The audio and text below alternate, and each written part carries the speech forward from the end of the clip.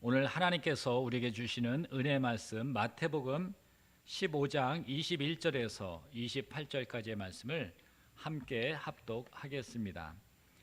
예수께서 거기서 나가사 두로와 시돈 지방으로 들어가시니 가나안 여자 하나가 그 지경에서 나와서 소리질러 이르되 주 다윗의 자손이여 나를 불쌍히 여기소서 내 딸이 흉악하게 귀신 들렸나이다 하되 예수는 한 말씀도 대답하지 아니하시니 제자들이 와서 청하여 말하되 그 여자가 우리 뒤에서 소리를 지르오니 그를 보내소서. 예수께서 대답하여 이르시되 나는 이스라엘 집에 잃어버린 양 외에는 다른 데로 보내심을 받지 아니하였노라 하시니 여자가 와서 예수께 절하여 이르되 주여 저를 도우소서. 대답하여 이르시되 자녀의 떡을 취하여 개들에게 던짐이 마땅하지 아니하니라. 여자가 이르되 주여 올소이다마는 개들도 제 주인의 상에서 떨어지는 부스러기를 먹나이다 하니 이에 예수께서 대답하여 이르시되 여자여 내 믿음이 크도다 내 소원대로 되리라 하시니 그때로부터 그의 딸이 나으니라. 아멘. 할렐루야. 부활의 주님이 오늘 이 자리에 함께 하심을 믿습니다. 우리가 부활의 신앙으로 오늘도 승리하시고 하나님께 영광 돌리는 귀한 예배가 되기를 원합니다. 읽었던 본문 말씀 마태복음 15장 21절에서 28절까지의 말씀을 중심으로 어머니의 믿음과 사랑이 만든 기적이라는 제목으로 함께 은혜 받기 원합니다. 자, 우리가 지금 온라인으로 가정에서 예배를 드리고 있지만 우리가 이 시간 함께 우리 자신을 향해서 우리 옆에 분이 계시다면 옆에 분과 함께 우리가 함께 따라해 보겠습니다. 어머니의 믿음과 사랑이 만든 기적. 오늘은 어머니의 날입니다. 어머니 하면 가장 먼저 떠오르는 단어가 무엇입니까? 아마 모든 분들이 사랑이라고 말씀을 하실 것입니다. 그렇습니다. 어머니 하면 사랑. 그 어머니의 사랑을 어느 누구도 부정할 수 없을 것입니다. 하루는 하나님이 천사를 불러서 지상에서 가장 아름다운 것을 가지고 오라고 말씀을 하셨습니다. 그래서 천사가 지상으로 급히 내려가서 사방을 살펴봤습니다.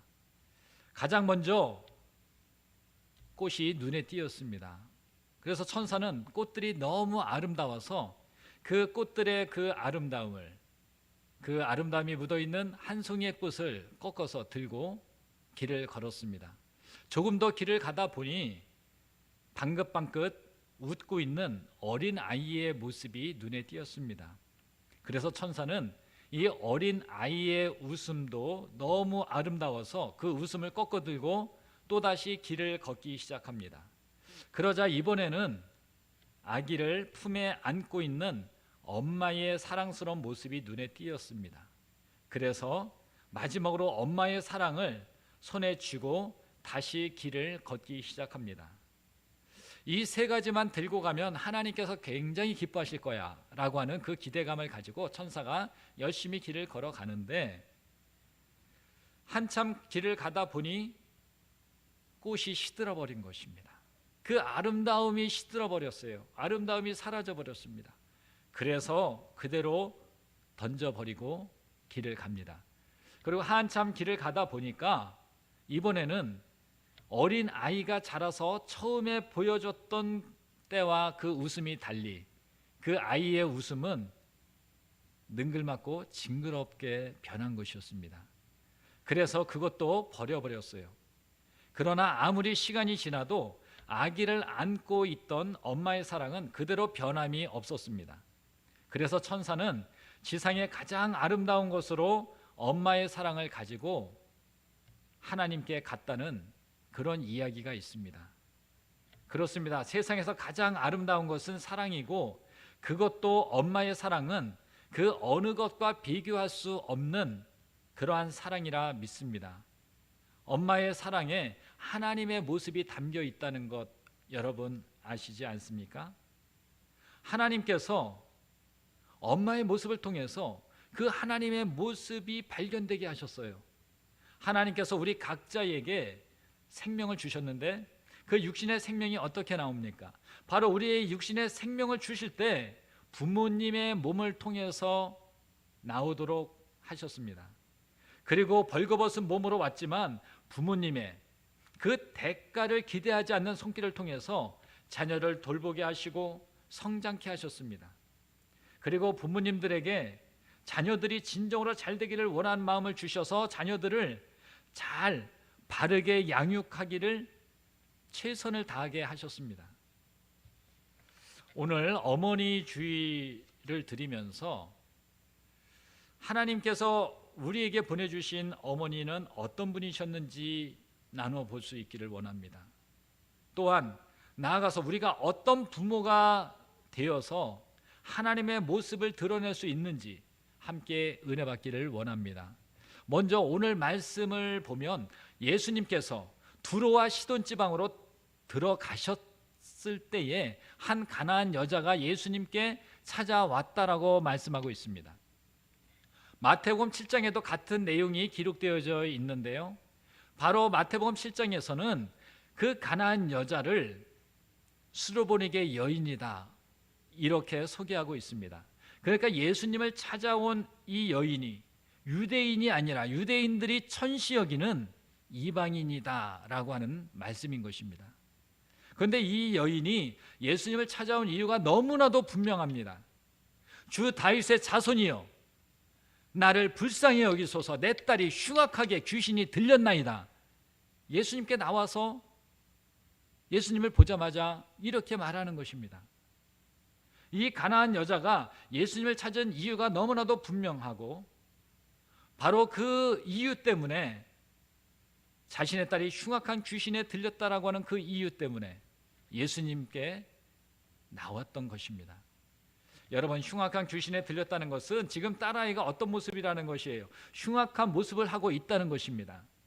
전에는 너무나도 예쁘고 사랑스러웠던 그런 딸인데 지금 그 딸의 모습이 어떻다는 것입니까? 귀신 때문에, 귀신에 의해서 흉악하게 되었다는 것입니다. 분명 딸아이의 모습이 흉악한 얼굴로 바뀌었고 또 내 딸이 이럴 것이라고 받아들일 수 없는 흉악한 행동도 했을 것입니다. 그리고 어머니에게도 흉악한 말을 했을 것이에요. 아비, 어미 제대로 알아보지도 못하는 그 딸이 흉악한 그 행동을 볼 때 그 아이를 내 자식으로 받아들이고 싶지 않은 때도 있었을 거 아닙니까? 사랑할 이유가 아무런 이유도 없었을 것이에요. 그런데 그 여인은 말합니다. 내 딸이 흉악하게 귀신에 들렸나이다. 이 가나안 땅 수로보니게 여인은 한 여자의 모습으로 예수님을 찾아온 것이 아니라 고통받는 한 아이의 엄마로 예수님 앞에 나와서 예수님께 무릎을 꿇고 예수님께 간절히 호소하고 있는 것입니다. 엄마는 그 자식의 모습이 비록 흉악하더라도 이를 무시할 수가 없어요. 도리어 그 자식이 불쌍히 여겨지게 되는 것이고 그것을 자신의 아픔으로 여기며 슬퍼하는 것이 어머니의 마음 아닙니까? 그 아이의 문제가 곧 자신의 문제인 것이에요. 아이가 아픈데, 아이가 문제 가운데 있는데 발 뻗고 어떻게 편안하게 잠자고 생활할 수 있습니까? 똑같이 고통스러워하는 것이 어머니의 마음, 부모의 마음 아니겠습니까? 그래서 그 엄마는 예수님께 간구합니다. 나를 불쌍히 여기소서. 불쌍한 자신의 딸의 모습이 곧 자신의 모습이라는 것이에요. 그 딸 때문에 마음이 상하고 속상하고 괴롭고 아프고 안타깝고 그러한 그 상한 마음을 주님 봐주세요. 저 불쌍히 여겨주세요. 내 딸이 불쌍하듯이 이 딸을 불쌍히 여겨달라고 예수님께 간청합니다. 오늘날 이 땅의 자녀들을 바라볼 때에 그 어머니의 시선은 다른 사람들의 시선과 다릅니다. 자녀들의 문제가 자신의 문제가 되는 거예요. 그래서 자녀들의 기쁨이 또한 내 기쁨이 되는 것이 부모의 마음이잖아요. 자녀들의 삶에 대해서 진정으로 축복하며 안타까워해 줄 수 있는 사람이 바로 엄마입니다.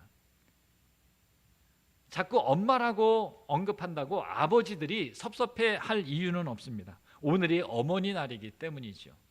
그리고 여기서 어머니라고 표현하는 것은 곧 아버지, 부모를 가리키는 말인 것입니다. 사실 수로보내게 여인의 딸이 흉악하게 귀신에 들려 괴로워하고 있는데, 오늘날 이 여인의 딸과 같이 악한 영에 사로잡혀서 주님을 잃어버리고 흉악한 길로 가는 사람들이 얼마나 많습니까?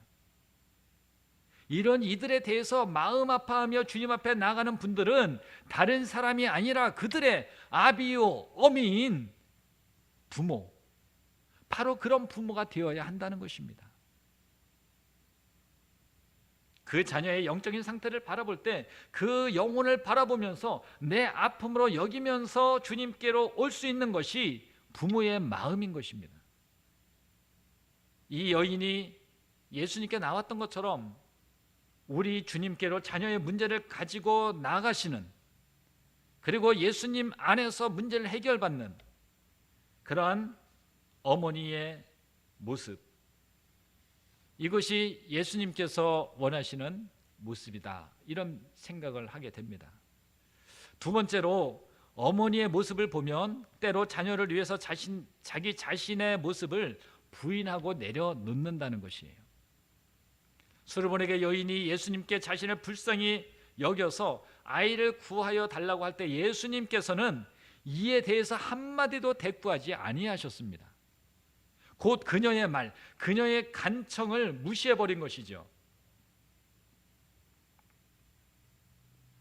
예수님께서 그녀에게 아주 냉정하게, 냉담하게 그 여인을 대하는 모습을 보고 도리어 제자들이 민망히 여겨서 예수님께 말씀합니다.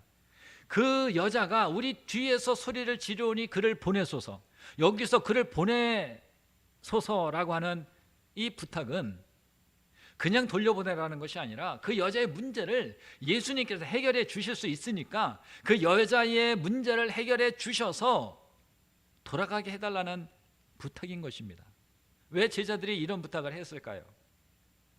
그동안 문제를 가지고 온 많은 사람들마다 예수님께서 그들을 만나주시고 그들의 문제를 해결해 주셔서 그들이 그 문제를 해결함 받고 돌아갔던 것을 보았기 때문에 그 일들을 기억하면서 그렇게 해달라고 부탁하는 것입니다. 그런데 예수님의 대답은 그 엄마를 낙심하게 합니다. 오히려 그 엄마에게 소망을 주는 게 아니라 낙심하는 말을 하시죠. 나는 이스라엘 집에 잃어버린 양 외에는 다른 데로 보내심을 받지 아니하였다라고 말씀하고 있습니다. 예수님은 한마디로 거절하시는 거예요. 자신은 유대인들을 위해서 일하라고 보내심을 받았다는 것입니다. 그런데 이방 여인은 상대하지 않겠다는 말씀이에요. 예수님은 행동과 말씀으로 이미 확실하게 이 여인에 대해서 거절하는 자신의 의지를 보여주고 있습니다. 그 여인이 이 예수님의 말씀을 듣고 다시 예수님께 나와서 절하며 그 절박함을 토해내고 있습니다. 주여, 저를 도와주소서. 예수님의 냉대 앞에서도 무릎을 꿇고 간구하는 이 엄마에게 예수님께서 또 다른 비수 같은 말씀을 하십니다. 자녀의 떡을 취하여 개들에게 던짐이 마땅하지 아니하도다. 도저히 참기 힘든 모욕적인 말을, 딸아이를 고쳐보겠다고, 그 딸아이를 구해보겠다고 찾아온 엄마에게 예수님이 냉정하게 말씀하고 있습니다. 예수님은 처음 만난 그 여인에게 마치 그 여인이 개와 같은 존재인 것처럼 말씀하시면서 모욕을 주셨던 것입니다. 그때에 그 여인이 말하지요. 주여, 올소이다마는 개들도 주인의 밥상에서 떨어지는 부스러기를 먹나이다 라고 얘기하고 있습니다. 예수님의 말씀은 누가 듣더라도, 그 상황을 누가 보더라도 시험에 들만한 그런 말씀이었어요. 예수님이 여인에게 행하신 모습을 지켜보던 주위의 많은 사람들의 분노를 일으키고 정말 예수님을 돌아서는, 예수님께로부터 돌아서는 그런 상황을 만들 만한 그런 위험한 그런 상황을 우리가 보고 있습니다. 어떻게 저렇게 매정할 수가 있을까? 어떻게 저런 분을 우리가 선생님이라고 모시며 지금까지 살아왔나? 어떻게 저분을 구원자라고 말할 수 있을까? 그렇게 예수님을 따르던 사람들도 등을 돌릴 만한 상황이었습니다. 그런데 그 딸의 엄마는 그렇게 하지 않았어요. 자기 자신이 개가 되든지 그것보다 더한 것이 됐든지 간에 자기 자신은 더 이상 문제가 되지 않는다는 것이에요.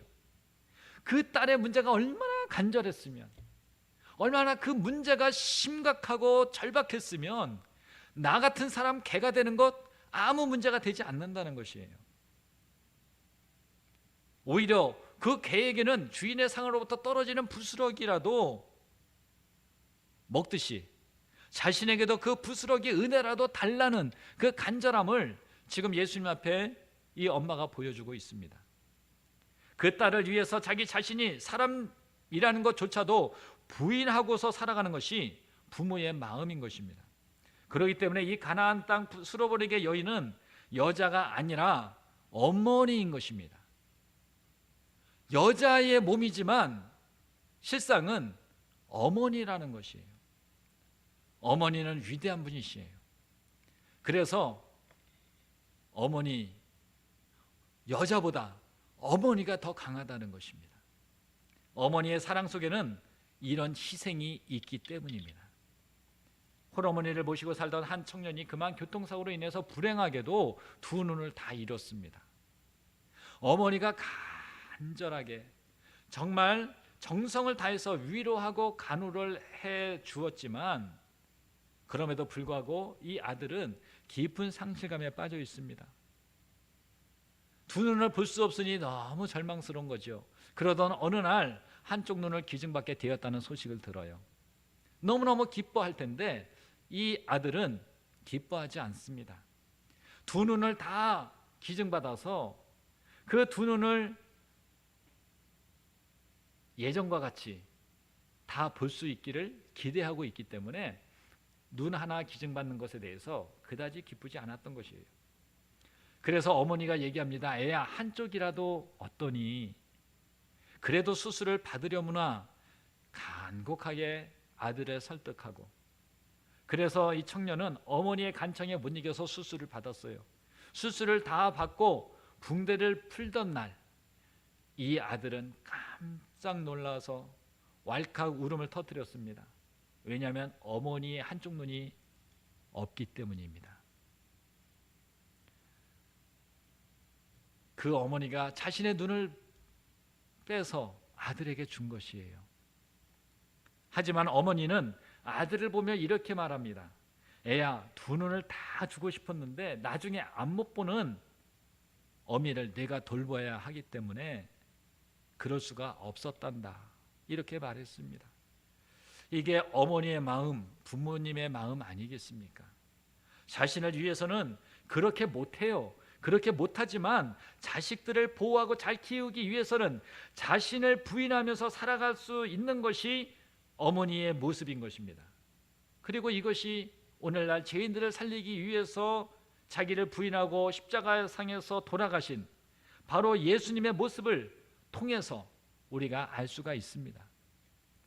어떤 희생을 치르더라도 자식을 살리기 위해서 자신을 부인하며 살아오신 어머니의 모습, 아버지의 모습, 그리고 하나님의 모습에 우리가 공경과 사랑을 드리는 것이 마땅한 것입니다. 마지막으로 무엇보다도 부모님에게 필요한 것은 믿음이라는 것입니다. 정작 딸아이를 살렸다는 것은 그 어머니의 믿음이었음을 보게 됩니다. 그 딸의 믿음이 아니라 어머니의 믿음이에요. 예수님께서는 그 여인이 한 딸아이의 엄마라는 것을 너무 잘 알고 계셨습니다.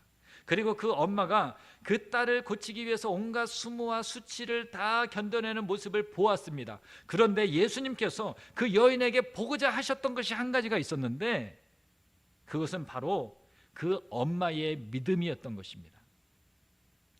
그 가나안 여인은 그 딸을 사랑해서 아이를 귀신으로부터 살리기 위해서 예수님께 찾아왔지만 그 여인에게 필요했던 것은 바로 예수님을 믿는 믿음이었던 것입니다.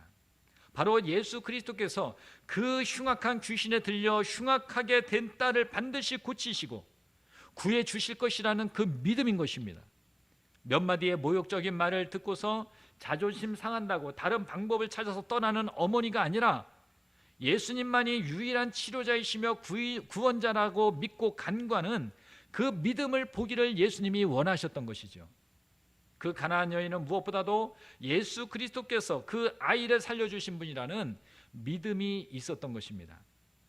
그래서 그 여인이 예수님을 부를 때에 주 다윗의 자손이여 나를 불쌍히 여기소서라고 그렇게 예수님을 불렀던 것입니다. 예수님을 다윗의 자손이라고 하는 것은 예수님만이 메시아요 곧 구원자이심을 고백하는 것, 그것을 믿는 것입니다.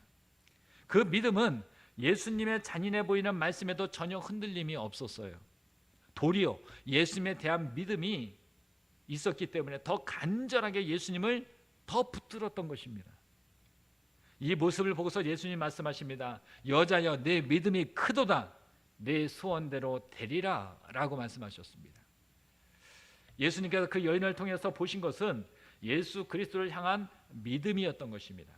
예수님은 그 여인의 딸을 향한 사랑이 아이를 고친 것이 아니라 바로 예수 그리스도를 향한 그 여인의 믿음이 그 아이를 고쳤다라고 하는 것입니다. 모든 부모님들이 자녀를 사랑하지만 또 모든 부모가 예수 그리스도를 믿는 믿음을 가지고 자녀를 사랑하는 것은 아닙니다. 공통적으로 다 동일하게 사랑해요. 사랑하지만 그 자녀들을 영적으로 믿음에서 믿음을 가지고 사랑하는 부모들은 많지 않다는 것입니다. 우리 부모님들의 모습을 통해서 예수님께서 진정으로 보시기 원하시는 것이 무엇이겠습니까? 우리 자녀들이 세상 가운데 이 자녀들의 구원이 세상에 있고 사람에게 있는 것이 아니라 바로 예수 그리스도께 있음을 믿는 믿음인 것입니다. 오늘날 이 세대에는 하나님을 알지 못하고 세상의 영에 사로잡혀 살아가는 사람들, 자녀들이 참 많이 있습니다. 그들이 예수님께로 나와 치료받고 구원받을 수 있음을 그 부모가 믿고 포기하지 않고 그 믿음이 그 자녀들에게 이어지기를 하나님께서는 원하시는 것입니다. 그래서 어머니, 부모라면 자녀들이 잘 먹고 잘 입고 잘 편안하게 생활하고 성공하는 그 세상의 삶에만 주목하여서 그것을 잘 해줬다고 내가 내 할 일 다 하였다, 그것이 아니라는 것이에요. 자녀들이 영적으로 거듭나고 믿음의 가문을 이루고 정말 믿음을 유산으로 남겨주는, 그래서 그들의 영혼이 잘 되어지는 축복이 자녀들에게 있도록 부모님들은 최선을 다해서 끝까지 자녀들에게 믿음을 전수시켜주는 그런 부모가 되어야 한다는 것입니다. 하나님께서 원하시는 부모는 자녀의 육신적인 삶뿐만 아니라 영적인 삶까지 돌볼 수 있는 부모가 되기를 원하시는 것이에요. 그래서 고린도전서 4장 15절에서 결혼도 하지 않은 사도 바울이 고린도 교인들에게 아비로서 하는 말씀이 나옵니다. 고린도전서 4장 15절 말씀 다 같이 한번 함께 읽겠습니다. 그리스도 안에서 1만 스승이 있으되 아비는 많지 아니하니 그리스도 예수 안에서 복음으로써 내가 너희를 낳았음이라.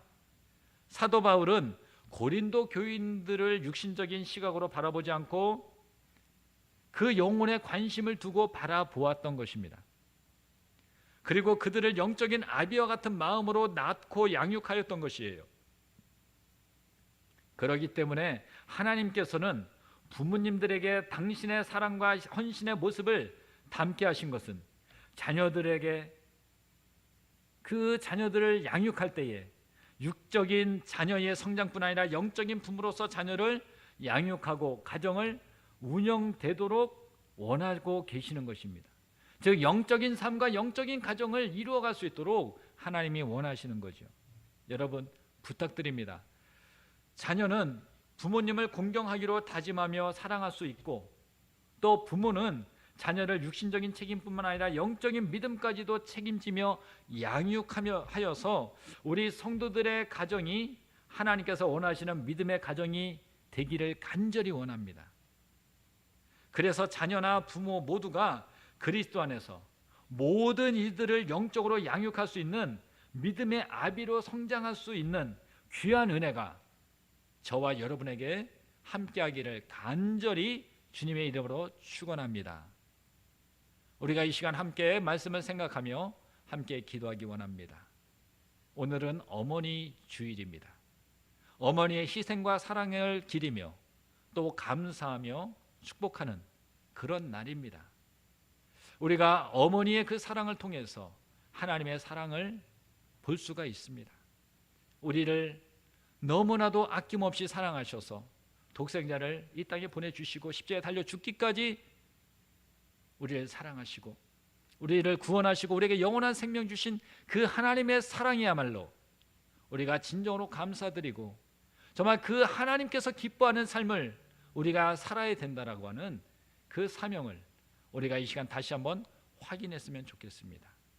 말씀을 생각하며 정말 어머니의 그 한없는 은혜와 사랑으로 우리가 성장하여 온 것처럼 하나님의 그 은혜와 사랑으로 우리가 지금도 살아가고 있음을 돌아보며 우리가 육신의 부모님에게 모든 효도를 다하듯이 우리 하나님께도 우리가 마음을 다하고 뜻을 다하고 힘을 다하여 주님 사랑하며 주님 말씀에 순종하는 그런 믿음의 삶이 되도록 우리가 이 시간 결단하며 함께 기도하기 원합니다. 우리 다 같이 주여 한번 부르시고 통성으로 기도합니다. 주여